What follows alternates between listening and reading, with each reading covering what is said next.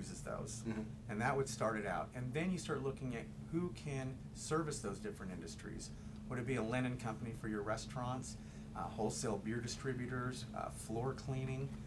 And you start building from that, because you want to start, when you look at a new client, like on break we were talking about, would certain businesses be a good fit? We won't sign up a client unless we know we can bring them business and help them offset expenses. And so it's a pretty big world out there. I mean, sometimes we're shocked when somebody calls us and our first reaction might be, I don't think we can help them. Then you start thinking, or that person starts telling us reasons why, then the light bulbs start going off. Well, it's amazing. I've dealt with Brian here for a few months, and it's really interesting. He's very creative. It's really, really interesting. And you said something also off the air about it being, not an answer for a company that's like dying for business. I forgot how you put it. I thought you put vitamin supplement. Yeah. So I didn't coin that myself, but somebody I worked with for a few years coined that term. And what he had said was, trade should not be looked at as a lifeline for a failing business. This is a vitamin supplement for a healthy business. And couldn't have been said any better. Well, give the example with the gentleman with the handles. Yeah, that was a great story. Cool Share that one, please. Yeah, that was interesting. Our wholesale beer distributor, Bison Brew, which is an organic brewery out of Berkeley, he called me one day and said, hey, we're going to start putting our beer in kegs and hitting the restaurants. I need some tap handles. And I just, geez, we don't have anybody who makes tap handles? Yeah. But started, hung up the phone and just started thinking, and I spoke with Dan later that day, and we had this great idea. He was going to get the materials. This is something our auto body shop wouldn't normally have. We took the materials he needed to an auto body shop. They put the tap handles together for him. So the auto body shop thought it was great. Using their spare labor. Exactly. Yeah. It was exactly what it was. Otherwise, exactly. Otherwise, they're just sitting around doing nothing. The employees are getting paid by the hour. Right. Yeah. And his employee thought it was awesome. The guy who actually put these together thought it was the coolest days at work. Instead of sanding a car, he's putting tap handles together. that's amazing. Any other fun stories you got like that? Oh man, it can all vary. Let's see. Yeah, that's okay. Yeah, well, it's interesting. I was talking before I knew about these trade organizations, where we had a roof that needed to get done, but the bid came in at $15,000. And at the time we were going, that's a little too much. We don't know if we really need it.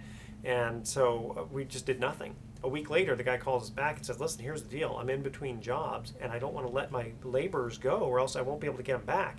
I'll do the job for 10 grand. And we said, sure, okay, that's a good price. And so we went ahead and did it. Now, that's the kind of organization where, again, it's very similar to an auto body shop, where if you're going to have to pay these guys anyway, you might as well at least get something for it. And if you can get trade, and especially if you have to pay a fee of only, roughly 5%, for every $1,000, it's only costing you $50. So if you're thinking of it in terms of what is your business capacity operating at, so particularly when you've got hourly employees, and if you're operating at 70 or 80% of capacity, wouldn't that be really cool to put some of that excess capacity to work? That's good. That's a good point. Exactly. In fact, that model there, hotels, perfect. It's perfect because you have a hotel room there that you're going to have cleaned up the next day anyway. Might as well put people in there. Yeah, because an empty hotel, or even airplanes, actually they should do it for airplanes too. But that's kind of hard to get United Airlines to do that, isn't it? Yeah, it would be. Yeah, but hotel rooms, I mean, what's the income that comes in off of an empty hotel room? Nothing. Right. So what do you call the currency that you deal with at Pacific Exchange, Pacific Trade Exchange? Well, all of us call them trade dollars. Some people might refer to it as barter dollars, but in the industry-wide, it's known as trade dollars. Yeah, because you're not really bartering. When I think of barter, I think of direct one-on-one. Correct. You actually have your own currency within the system. Right. And how do you verify, or you got to make sure that people don't try to get too much, inflate the dollar, basically. How do you clamp down on that? You mean as far as if they've spent too much, or they've taken too much in? Or they just say, oh yeah, sure, I'll do this work for you, but it'll be 50 million trade dollars. Right. How do you take that valuation? Well, it's funny. The first thing we look at is we ask ourselves, why would that person be doing that? And the answer to that is always they don't feel the value is there in that dollar, so they're going to charge more if someone wants to use it. And unfortunately, since we make money based on the size of the transaction, some companies in my industry, they don't really care because they're going to be paying more fees anyway. I personally, I was in this industry directly for 9 years with another company, and I can't tell you how difficult those phone calls are later when somebody just overpaid by 3 times, but someone tells them, well, you're a restaurant, you got a 30% cost of goods. Oh, that's a terrible answer. It really is, Yeah. and it comes back to having the hard discussion with that seller. And you know, I give people choices. When I see somebody charging part cash or inflating, my inflation speech is pretty quick. You know, we have this restaurant gift certificate in. How much do you want? I want $1,000? Yes. Great, it's going to be $1,500 trade. Why would you charge me $1,500 trade dollars for $1,000 trade dollars a restaurant script? Yeah. Interesting point.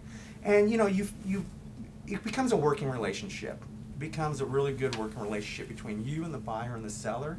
And then after that, you don't have to deal with that anymore. But they put the onus on you. Make sure when I go to spend my trade, that I have that value there. Exactly. Yeah. And is that a problem with other organizations? Is keeping a lid on inflating those exchange It dollars? can be. And I dealt with some where I had a guy come out for a bid on doing some work on my trees, and his bid was like 3 times the amount that it would have cost for cash. That's and I just, you know, and he wasted his time coming all the way there because he said, "Oh, it's just trade dollars." I go, "No, these things are valuable."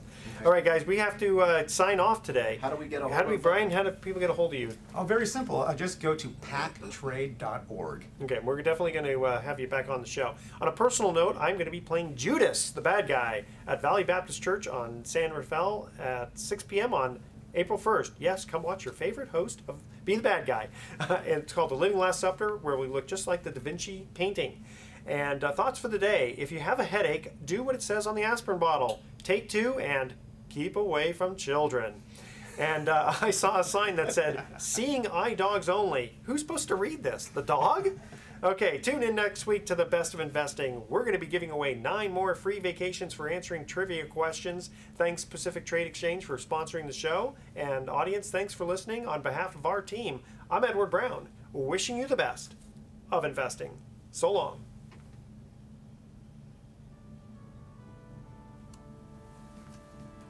And that's a wrap.